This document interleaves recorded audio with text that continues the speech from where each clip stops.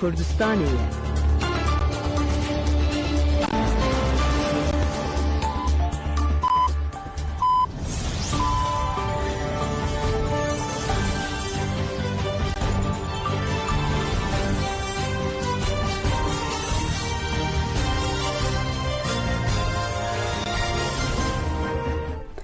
Jinavendan uçayan radyodan gelden başkodarın heceyri 26 adarı 2025 çarşamba Brüksel'e saat 8 la medede.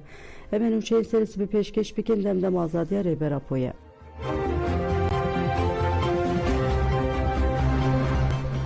Parêzeran ji bo dîtina rêberapo serlêdan kirin ji parêzerên Büroya Xuya Sed Salê Raziya Öztürk Rezan Serca Mazlum Dinç û Faik Özgür Erol ji bo dîtina müvekkilê xwe rêber Abdullah Öcalan ser li ser dozgerê Komaraya Bursê û Müdîriyeta Girtîgeha Ceza û İfaziya îmra lêdan. Parêzeran di serlêdanê xwe de li gel müvekkilê xwe rêberapo û daxwazkirin ku ew bi müvekkilên xwe Ömer Hayrî Konar, Hamîlî Yıldırım û Veysel Akta jî hev dîtine bikin.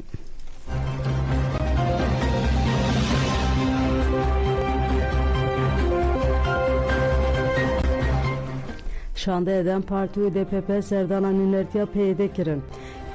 Şanda ji hevsevkê giştê DPP keskin bayındır berdeke tekilên derveyê Dem Partiye Bedran Öztürk û Bepû Günay ji di şeş rojan de 172 kes hatin girtin û şandin girtîgehê çalekên protestoyên bi binçavkirina Şaredariya İstanbulê Ekrem İmamoğlu re dest pêkiriye dewam dike. Di nava şeş rojên dawî de 1418 kes hatine binçavkirin, ji wan 172 kes hatine girtin û şandinê girtîgehê. 29 kes bi kontrola adlî hatine berdan û biryara hefsa malê jî dane û 6 kesan û kesek jî serbest hatiye berdan.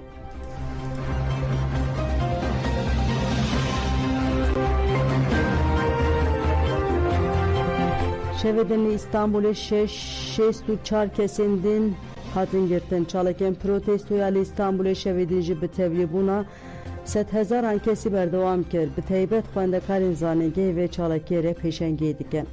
İfade dayîna binçavkiriyan jî hîna dewam dike. Ji Partiya Çep Yağmur Gündoğan, Utku Ozay, Ufuk Demirbilek û Fatih Atlay, Sevke Partiya Komîsa Tirkiye TKP İstanbul'e û heft endamên wê, endama meyakeya ciwanên Kedê, nûçegihanê AFP, nûçegihanên İBB, Nove û çar rojnamevanên din hatin girtin. Li gurî daneyên Wezareta Hundirîya Tirkiye ji 19 adarê û vir ve 1418 kes hatine binçavkirin.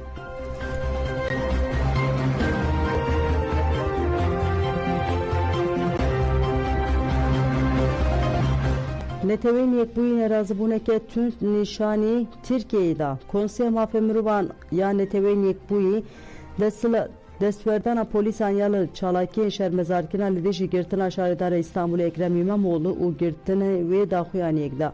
Daxuyanî ji aliyê berdevka Komîseriya Bilind ya Konseya Mafê Mirovan a neyê Liz Torhos ve hate xwendin.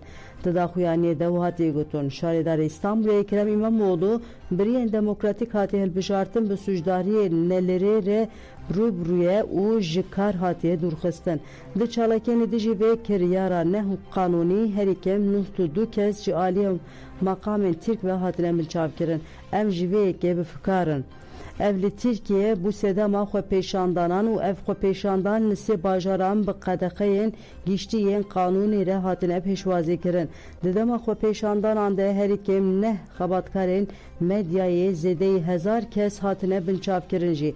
Kesên ku hatine binçavkirin di vê demil dest û bê merç bêne berdan.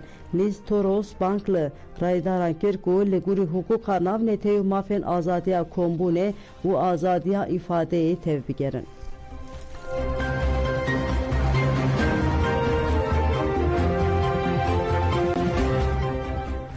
İbrahim Güleç Kut dürxistina Baroya İstanbulê ji wezîfeyê rûreşeke li dîroka hukûqê.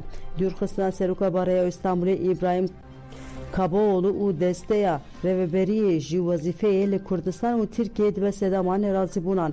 Serokê Baroya Amedê Abdulkadir Güleç li ser mijarê axiviyê got Baroya İstanbulê yek ji baroyên herî mezin ya cîhanê ye. Dema cotme de Brez İbrahim Kaboğlu u reveber hate hilbijartin. Em hemu Brez Kaboğlu nastikin ev hukukuna se destura bingehine. U demek ki parlamente de komisyona destura bingehin de karkir. Zanyare ki hejaye rumeteye. Deslatariye jiber parezvani u parasnama femruvan u serveri hukuke ev kirin armanç u jikar duruk kirin. Ev linçkirine hukukeye u şermeke mezine ev biryar Rureşiyeke de derbeya dosya ilun edeci zaxten geleke giran hatin kirin ve demeci seruke baroya hate girtin. Be heman rengi zaxten giran li baroya amedeci hate girin. Gelek bajar jiber ku hukuk edi parezin dibin hedefa zaxten deslatariya siyasi.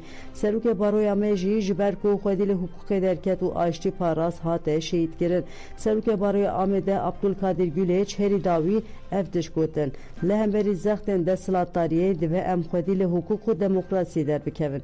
Jibili xwedi derketina li hukuk u demokrasi şanseke menine. Jibili tekoşina lehemberi bin pekira mafemruvan riyekedin nine. Lehemberi girtinin be ne kanuni dibe em bir re u rebazen hukuku demokratik tekoşine bikin.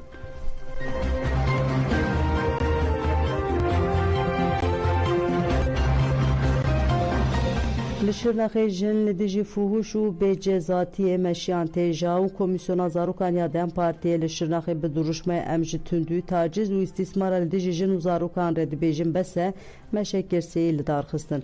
Meş beriya danîşîna doza endamên çeteya fuhuşê ku wê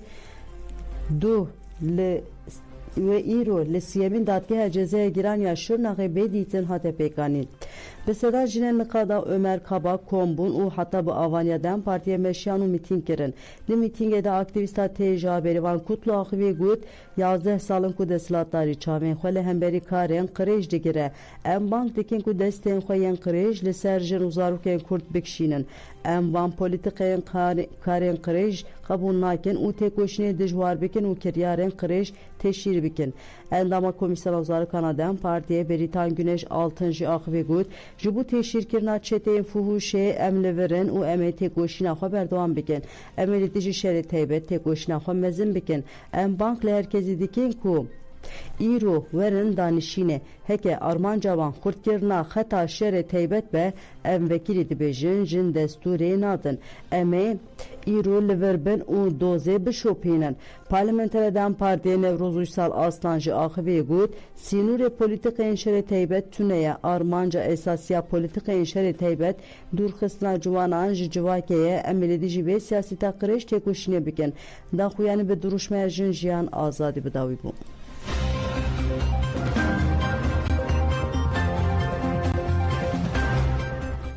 Qasede nasnamaya du şehîdan eşkere kir navên ragihandina Qasede li ser malpera xwe ya Fermî daxuyan yekda û nasnamaya du şehîdan eşkere kir. Navên de got ku Ahmed İsmail Elkeser di berxwedana min biçê de birîndar bû di çarê adarê de şehîd bû. Mehmet Halil El-Muteb jî di dihê adarê de li Besîra di şer li dijî çeteyên Daişê de şehîd bû. Navên de got her du hevriyên me di parastina ax û gelê xwe de kedek mezindan bi lehengiyeke destanî şer kirin û şehîd bûn. Qasede ji malbatên şehîdan û gelê herêmê re sersayxwaz û nasnamaya şehîdan û eşkere kir.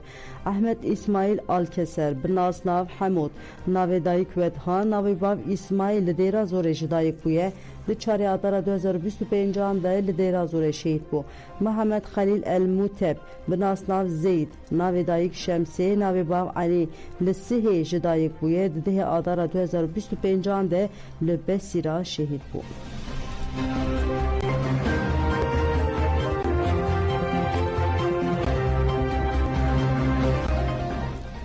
Artêşa İsraîlê riya Swêda û Şamê qutkir ajansa nûçeyan Anhara gihand ku li gundê Koyayê herêma Hawza Yermûkê hêzeke İsraîlê hewda bikeve nava gund. Lê di navbera hêza İsraîl û komeke çekdarên ji gund şer derket. Ajansê dest şankir ku kuştî û birîndar jî hene. Çavkaniyên herêmî ragihandî ku piştî şerê li gund artêşa İsraîlê bi tank, doçka û balafirên bê mirov gund û derdora wê kirine armanc. Heman çavkaniyan got ku de encama şer de heft kesatine kuştin hin sivîl jî birîndar bûne. Ajansa Anhara gihand ku artêşa İsraîlê sê mehen ketiya xaka Sûriyeyê û gelek cihên stratejîk kontrol dike û gelek noxteyên leşkerî jî ava kirine.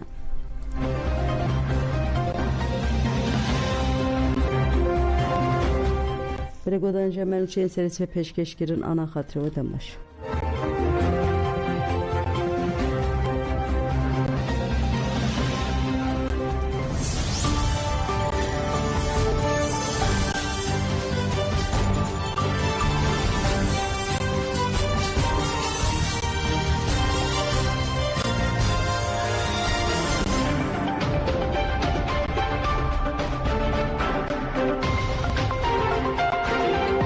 Ji fermandarên biryargeha navend